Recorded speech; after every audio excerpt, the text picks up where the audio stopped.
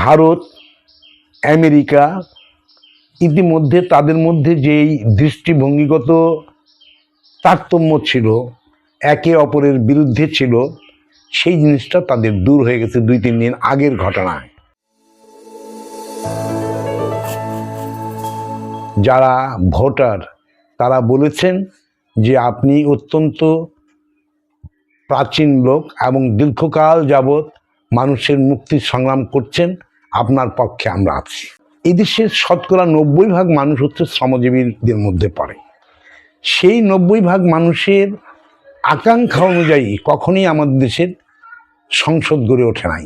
এই 24-এর অভ্যুত্থানে জীবন দিয়েছে। সেই জীবনদানকারী লোকদের মধ্যে বেশিরভাগ হচ্ছে শ্রমিক, গার্মেন্টস শ্রমিক, রিক্সা শ্রমিক থেকে আরম্ভ করে বিভিন্ন পরিবহন শ্রমিক, তারা রক্ত দিয়েছে। একটাই আকাঙ্ক্ষা যে দেশের একটা মৌলিক পরিবর্তন রাজনীতিতে আসুক। সে একবারও বিবেচনা করে না। পরীক্ষিত ওই সমস্ত রাজনৈতিক দল তারা ক্ষমতায় ছিলেন, একবার না বারবার ক্ষমতায় থাকার পরেও কখনোই তার মৌলিক স্বার্থে তারা কিছু করেন নাই।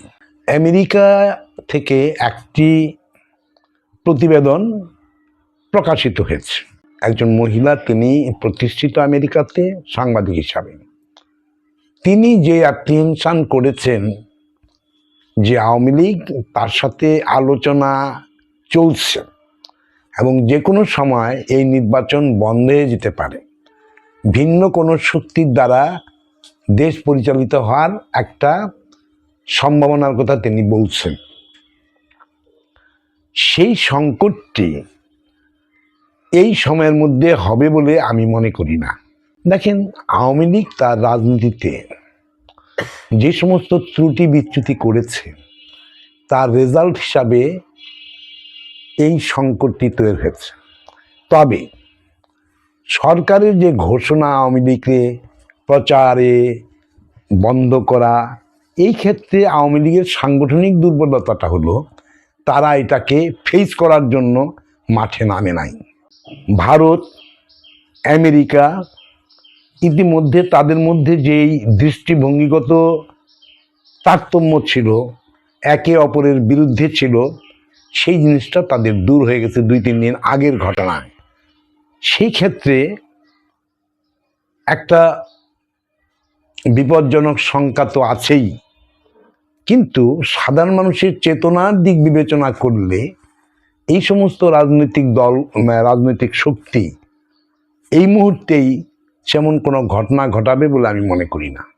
কমিউনিস্ট পার্টির নৈতিক এবং যে সমস্ত দাবি দেওয়া আছে সেগুলো নিয়ে লড়াই করছে, সেই কারণে মানুষ ভোট দেবে।